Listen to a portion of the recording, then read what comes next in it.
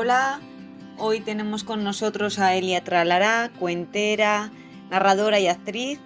Nos va a hablar de su espectáculo Hambre de Cuentos y de su forma original de narrar y contar historias a niños y a no tan niños. Elia, buenas, por conocerte un poco mejor, cuéntanos qué estás haciendo ahora y qué tienes entre manos.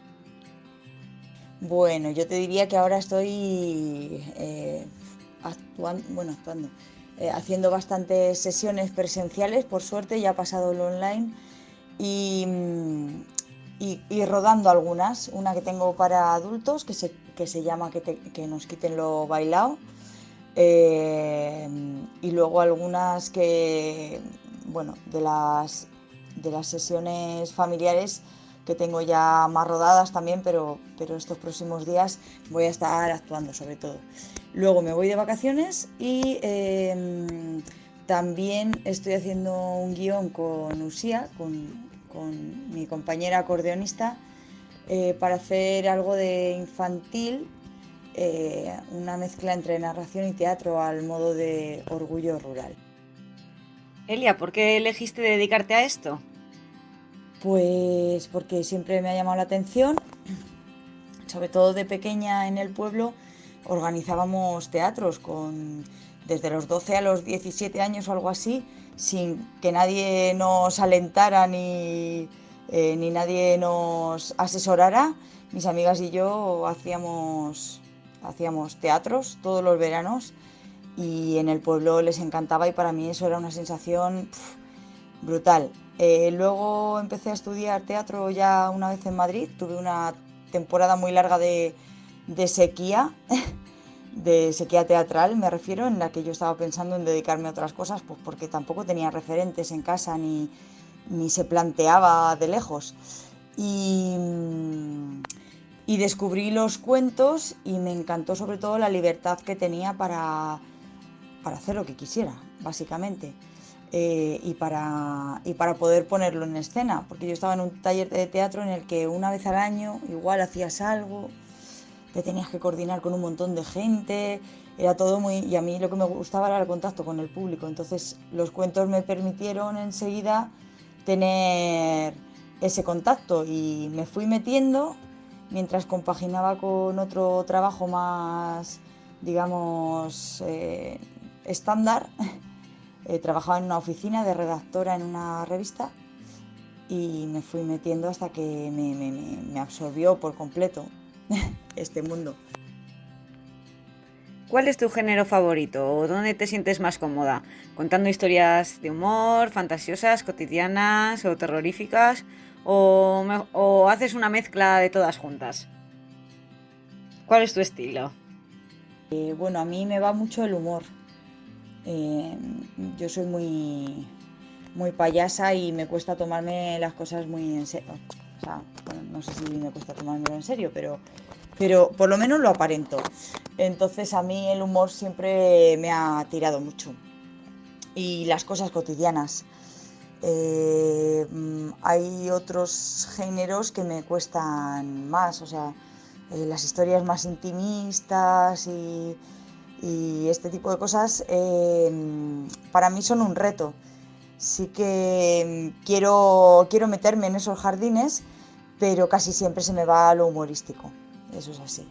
Y en cuanto a las historias que cuento, pues hay de todo. Hay historias tradicionales bueno, pues cuentos que se contaban en Castilla o en la península ibérica o en otras partes, porque luego al final los cuentos tradicionales son universales. O sea, de la Cenicienta puede haber 500 versiones o no sé cuántas habrá, los estudiosos lo sabrán, pero repartidas por todo el mundo. Se van contagiando de un sitio a otro porque al final las inquietudes humanas son las mismas aquí que en China. Entonces, pero vamos, que sí, que cuento tradicional, cuento también de libro álbum, los que me gustan. Yo me siento cómoda con los relatos que me gustan. O sea, al principio igual sí que intentaba imponerme un poco, decir, ay, pues mira, voy a hacer una contada de no sé qué, entonces como esto es de este tema, voy a contar esto. Y luego, si a mí no me interesaba el cuento para nada, pues no me sentía cómoda. Entonces lo primero es que a mí me guste y me diga algo el cuento. Pero vamos, también es verdad que mezclo mucho todo, ¿eh? O sea, no tengo una fijación ni por lo tradicional, ni por el libro álbum, ni por las historias de vida, ni por relatos propios. O sea, según me va viniendo, me va apeteciendo, lo voy contando, que es la libertad que te decía antes, que te da, que puedes elegir y puedes qué contar y cómo contarlo. ¿A qué público o para qué edades va dirigida Hambre de Cuentos? Hambre de Cuentos va a un público familiar y básicamente, bueno, yo diría a partir de 4 años. Son historias ya, bueno, que tienen una trama y que las disfrutan más a partir de esas edades. Pero vamos, los padres creo que también se lo pasan bien por lo que veo. Además hay muchos guiños. Para mí, yo intento hacer como las pelis de animación. Ese es el reto también, que a los niños les dice unas cosas, pero a los padres también les está diciendo otras. Los que vayamos a ver Hambre de Cuentos, ¿qué nos vamos a encontrar? Pues en Hambre de Cuentos siempre suelo contar, es una sesión y siempre suelo contar 3 o 4 cuentos, suelen ser 3 más bien. Hay uno que es en verso, uno de Maurice Sendak con mucho ritmo. También toco las cucharas al modo tradicional porque creo que está bien recuperar esas cosas y que los niños sepan que se pueden hacer instrumentos como se hacían antes, sin necesidad de gastarte dinero y consumir, ir a la tienda a comprarte una batería y con lo que tengas a mano simplemente te lo puedes hacer. Y hay un cuento tradicional, el de Maurice Sendak que te digo, y luego el tercero suele variar dependiendo de cómo vea a los niños. Si los veo muy pequeños, o sea, si los veo muy pequeños, les cuento uno, si les veo más mayores, opto por otros, pero vamos. El hilo conductor es la comida. ¿Por qué? ¿Por qué la comida? Bueno, el hilo conductor de la comida, de algún modo, pero tampoco es lo más importante de la sesión. Se titula Hambre de Cuentos porque después de la pandemia yo creo que hambre de cuentos tenemos todos, ¿no? Y de encuentros. Y, y me gustaba como título genérico porque tú puedes tener hambre de cuentos pero contar un cuento que no tenga nada que ver con comida. Entonces también me permite un poco moverme como quiera. Es verdad que los que cuento ahora, o sea, los cuentos que cuento en esta sesión, sí que tienen, pues uno se llama sopa de pollo con arroz, otro el puchero trotón y otro cómetelo todo o cocorico que hace un bizcocho de chocolate. O sea, sí que está un poco hilado por ahí. Sí que los cuentos que cuento me encantan estos, entonces son de comida y se puede hilar por ahí, pues genial, pero si no, pues también estaría bien. Elia, ¿por qué crees que es importante que los niños y las niñas acudan a estos espectáculos de narración? Porque esto antes se hacía en las casas, contar cuentos e historias. Ahora cada vez menos, o sea, ya los abuelos, que eran los que transmitían los cuentos en los que había enseñanzas, pues sí, y esa tradición se pierde. Tenemos más cosas que hacer, los adultos estamos más ocupados, nos da más vergüenza, ya deja de estar en nuestra cultura. Y aparte de la animación a la lectura, que se nos contrata mucho para animar a la lectura y para que enseñemos los libros y está genial, pero tan importante como aprender a leer es aprender a escuchar y a concentrarse. Y muchísimos padres se sorprenden del poder que tienen las historias. Vamos, yo misma cuando empecé a contar para bebés me sorprendía muchísimo de que fueran capaces de mantener la atención 40 minutos con historias y los niños igual, o sea, es increíble, o sea, muchos padres que se levantan y te dicen, bueno, es que no para, es que no sé qué, y ha estado una hora sin pestañear. Entonces, creo que nos falta hábito de escucha y luego, bueno, aparte de todo eso, es que se lo pasan muy bien. O sea, yo me lo paso pipa y ellos se lo pasan, los niños lo notan, ¿no? Porque participan, levantan la mano, te interrumpen, que también igual muchos padres a veces es como, ay, no hables. Y digo, no, no, si esto es así, es un diálogo más que un monólogo de una tía que se ha subido aquí a dar la chapa. A mí que la parte creativa me interesa bastante por el hecho de las ilustraciones y así, o de cómo me las planteo. ¿Cómo es el proceso de creación de una sesión? La creación de una sesión pues suele ser costosa, más de lo que la gente cree. Lo primero tienes que seleccionar historias que te, como te decía, que te motiven, que te gusten, etcétera. Y después, pues bueno, contarlas muchas veces. Si puedes hacer pruebas con amigos, vecinos, los sobrinos, etcétera, genial. Ensayos, yo hago ensayos también para fijar a veces expresiones, para fijar gestos, si vienen bien. Y luego hacer, o sea, sobre todo lo más importante es hacerlo tuyo. O sea, que lo cuentes y se note que lo estás disfrutando y le estás dando tu toque. Eh, y bueno, y luego también es fundamental rodarlo. Entonces no es lo mismo que yo mañana haga un espectáculo que he hecho 2 veces en público a que haga uno o una sesión que he hecho 50 veces, porque es que no va a tener nada que ver. El público hace que eso crezca. Es como mi profesora de teatro decía que es como un bizcocho que tú lo metes al horno y es solo la masa. Bueno, está en plan básico. A medida que le das calorcito y tal, eso va creciendo, creciendo, se va esponjando y termina siendo un producto delicioso. Pues lo mismo con los cuentos. Hay que manosearlos mucho y pasarlos mucho por tu filtro. Qué buen símil ese del bizcocho, me ha gustado. Se entiende muy bien, la verdad que sí.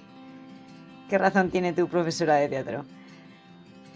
Por lo que sé, has contado historias en lugares muy diferentes. ¿Qué diferencias existen entre unos y otros, si es que las hubiera? No me refiero tanto geográficamente, sino lugares como escenografías. Sí, he contado en lugares muy diferentes, pues yo he contado desde residencias de ancianos que tienen su propia idiosincrasia a escuelas infantiles, teatros grandes, en la calle. Entonces, cada sitio tiene su aquel, ¿no? Y luego, en cuanto a geografía, yo me he movido sobre todo por España y también un poquito por Latinoamérica, pero no, no te podría decir. Tampoco yo creo que las buenas historias funcionan en todas partes. Mira, ahora, por ejemplo, con Orgullo Rural es lo que hago con Usía y es más tipo teatro, te contaba antes. Lo hemos hecho sobre todo en pueblos pequeños de Castilla, también en Madrid en teatros y demás, y nos funciona como un tiro. Hemos estado en Álava y también funcionaba muy bien. Y yo se lo decía el otro día a un compañero, digo, no sé, tengo la duda de si funcionaría igual de bien en Cataluña o en Sevilla, porque tiene muchos giros muy locales, pero por otro lado lo que contamos es bastante universal, es una infancia. Entonces, aunque sea una infancia en un pueblo concreto de Castilla y con un humor también un poco, no sé si castellano, bueno, digo igual, yo qué sé, en Sevilla no conectan tanto porque en los pueblos de Castilla la gente se identifica muchísimo con las historias. Pero bueno, siempre me queda la duda con algunas cosas que son más personales o más locales o de mi experiencia particular, vaya. Elia, así como en el mundo de la literatura infantil y juvenil existen un montón de premios y certámenes donde se encuentran nuevos talentos y donde las editoriales descubren a nuevos escritores y nuevos ilustradores, ¿ocurre lo mismo en el sector de cuentacuentos y de la narrativa? ¿Hay premios y reconocimientos asociados a este sector o no? Premios. No, ahora mismo no se me ocurre nada. Bueno, reconocimientos, pues yo qué sé. Eh, Mira, en AEDA, en la Asociación de Narradores Orales, todos los años se, bueno, se premia, no, se homenajea a una persona por su impulso a la tradición oral, a los cuentos, etcétera. Y este año fue la escritora Irene Vallejo, que no es narradora, pero vamos, no se me ocurre mucho en este sentido. Algunos festivales, un festival que estuve en Perú, sí que existía un premio, o en teatro algunas veces.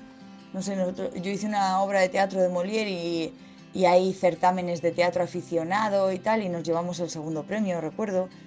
Bueno, y luego me presenté a un concurso de una editorial para contar cuentos también con un vídeo hace un montón, unas navidades que estaba un poco aburrida, así te lo digo, es que no tenía mucho trabajo, quiero decir, y sí, me dieron un premio y tal, pero vamos, no es lo habitual, ni tiene mucho prestigio, ni nada. Eh, no, de momento no hay ese sistema. De todas tus sesiones, en estos 13 años de carrera, ¿cuál es tu favorito? ¿Tienes alguna sesión especial, alguna que le tengas algún cariño en particular, porque te haya cosechado más éxitos o porque cuentes anécdotas que para ti son más personales y lo sientes más cercano? No sé, ¿hay alguno especial o no? ¿O son todos iguales? O sea, no te sabría decir, porque esto es como a quién quieres más, a papá o a mamá.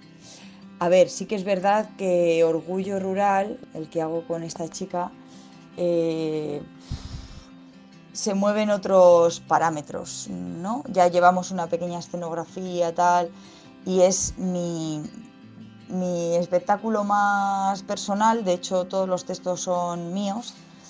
Lleva dirección escénica y sí que ha supuesto un salto, no sé a qué si decirte a nivel cuantitativo, cualitativo, no sé, pero pues yo qué sé, nos dedicaron media hora en televisión española, en un programa, por ejemplo, nos han entrevistado mucho, no sé, y es un espectáculo que a mí me gusta, vamos, me encanta, o sea, me lo paso pipa haciéndolo, siempre, y muy, muy agradecido. La gente, no sé, sale con un sentimiento de entre buen rollo y ganas de un poco de levantar el pueblo y de hacer cosas por la comunidad en la que vive. Entonces para mí no sé, sí que puede que sea mi favorito ahora que lo dices. porque, porque ya te digo que ha supuesto un reconocimiento a nivel del público y de todo brutal. Y encima eso, es que es lo más personal que he hecho, es un homenaje a mi pueblo y a mi gente.